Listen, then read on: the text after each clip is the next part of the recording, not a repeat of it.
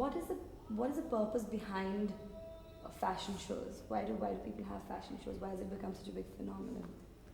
Well, three basic reasons. One is an increased level of voyeurism in India. The second, there's not too much of intellectual stress on anyone's mind. So people like admiring beauty, they like seeing things that they would have otherwise not seen. The third is there is a level of refinement owing to an increase in disposable incomes. So you do have people who have today a lot more money to spend. And people have become increasingly self-indulgent. You know, there's been an increase in consumerism. That increase in consumerism is a factor of you want to look good, you want to feel good. I think fashion shows help you in the look good area. Right. So, what possible good would they do to say different players within the fashion industry? How do they help a designer? How do they help models? How do they help the sponsors? well, they help the models by the fact that models get paid. And I've been seeing every year there's been at least a 10 to 12% increase in model fees per model. What it does to the designer is it gives him a greater exposure. Media plays its own wicked role in enhancing that entire thing. For media, it's a great photography event. It's very photogenic, you know, there are all these models you shoot. What it does for the sponsors, it gets them a target audience which is ultra elite. Because who goes to a fashion show? People who can afford to buy designer wear. People who can afford to buy designer wear are people who have enough surpluses to bust on things that these sponsors want to sell or offer. So it helps everyone, but there is an underlying fear, which is, do you remember which fashion show was sponsored by whom? You don't. And increasingly, sponsors are now finding this out. There are so many fashion shows. There is a plethora of fashion shows. There are so many designers in India today. I mean, every guy, right from your neighbor next door who makes salwar kameezes for the colony to the Ritu Berries and the J.J. Valayas and the Rohit Bals of the world, everyone is competing for the same chunk of market. And I personally, as a marketing person, would never advise sponsors to get into fashion shows. I, as a rule, do not advise any of our clients to even ever attempt a fashion show sponsorship. It makes no sense. Because you're just there on the backdrop. There's nothing for you to do. You aren't in control of the situation. The models, the designer, the music, the choreographers are. So you basically have very little to do. You were talking about fashion shows not making sense for sponsors. We were just reading some facts and somewhere we found that often sponsors are spending amounts of 20 lakhs, etc. for collections which are not even worth 5 lakhs. Could you just comment on this? Yes, in fact, that is the tragedy.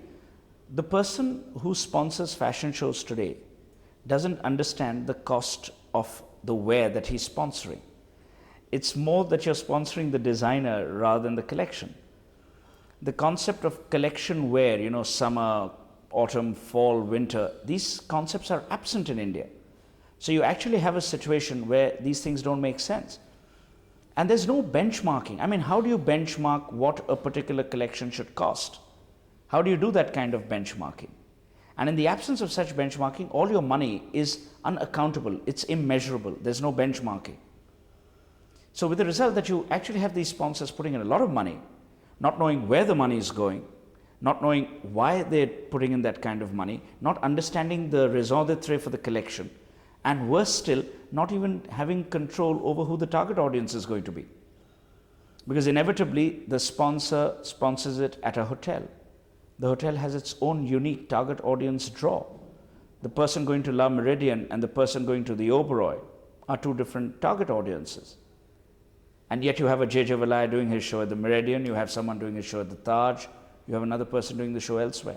What's the difference between the concept of fashion shows in India and that in the fashion capitals of the world? In the fashion capitals of the world, you don't have sponsors coming up front. The designer has so much of internal accruals that he puts together this show. And then the show is sponsored by people whose business it is to be in the business of fashion. I don't think an airline's business is the business of fashion. I don't think it is the business of hotels to be in the business of fashion. But there you have a Chanel show. You know, you have a Lancôme show. So these are important, they're relevant to their businesses. In India, there is no relevance. I mean, I can understand if a Lakme were to sponsor a fashion show. I can understand if Revlon were to do it. But I can't get myself to understand what Manikchand Gutka has to do with a fashion show. And they do. That's the tragedy. So you have irrelevant categories sponsoring fashion shows. For two reasons. One is the managing director of the sponsoring company wants to feel good. Two, he doesn't understand any better. So for him, this is a huge exclusive event which allows him the effective levels of social climbing, which in any case fashion shows are at yet another level. People who go to a fashion show in Delhi or in Bombay or in Madras, and we have effective research data to track, when they walk out and you conduct an exit interview, they don't know a thing about the collection. All they've been doing is staring at the model's face. Which is why the concept of fashion shows abroad is uniquely different. You don't have a large invited audience. You have your buyers, you have your consumers. In India, you don't have that situation. You have a lot of the elite that you're attempting to woo. And ironically, the people who go to the Oberoi or who go to hotels such as these or Taj or whatever are people who in any case buy stuff abroad. The saddest part is that after Rohit Bal's show, if you were to look at people walking out, most of them would be in Gucci's or DKNY's or that kind of stuff. So they in any case not the consumer. So there is a logical mismatch. Right. Moving on from that, then there surely must be better ways to market fashion. You're saying that these people are not the consumers. How do designers attack, say, the more sort of common denominator, or is it a deliberate sort of strategy to keep fashion more exclusive?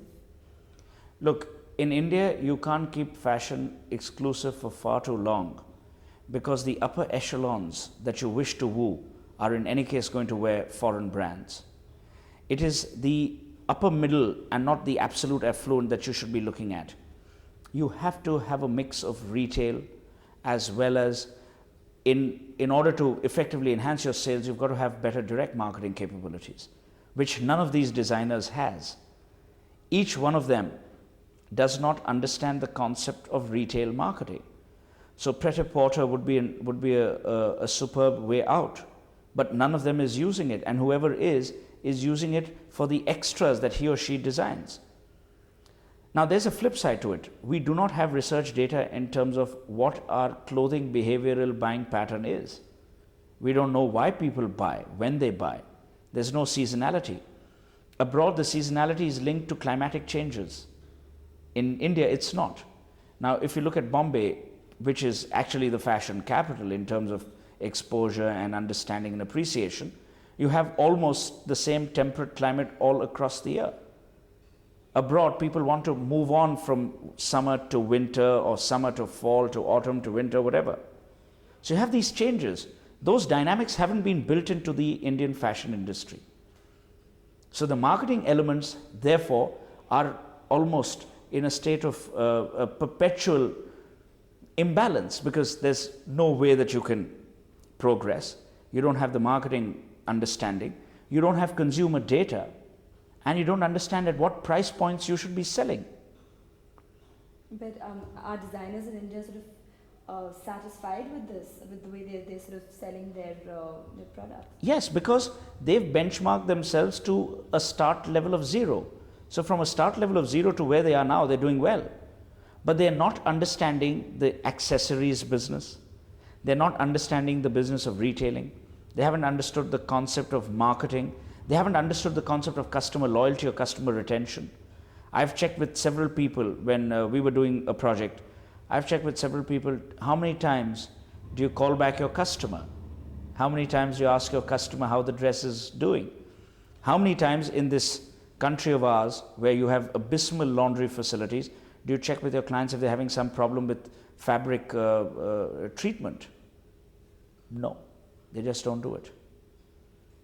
So all these elements of relationship marketing are missing.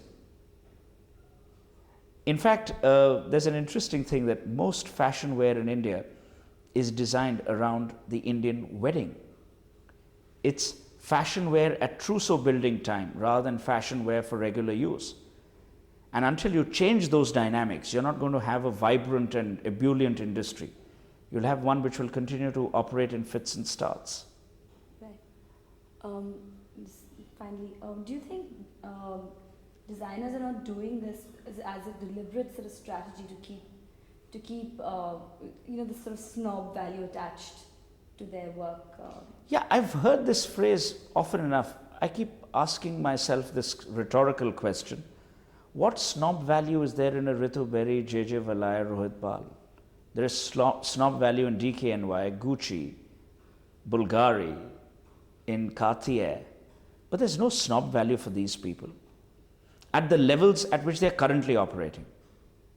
There may be snob value in the middle class towards them today, but at the levels at which they're operating today, I mean, this doesn't exist. I mean, people are into DKNY, Calvin Klein. They're not interested in a Rohit Bal creation. The upper echelons, the level below that knows no better. So there may be aspirational values, but not snob value as yet. And it's a club of designers which believes that they understand the business, but they don't. I've never for one ever seen an Indian designer go out of his way to launch a swimwear collection, which is vastly needed. I haven't seen them getting to sports accessories or sports casuals, where there are more and more brands coming into the country. So these changes need to be done. Otherwise, what you will have is an industry which is very proud to exist at the subnormal levels at which it does, because they know no better.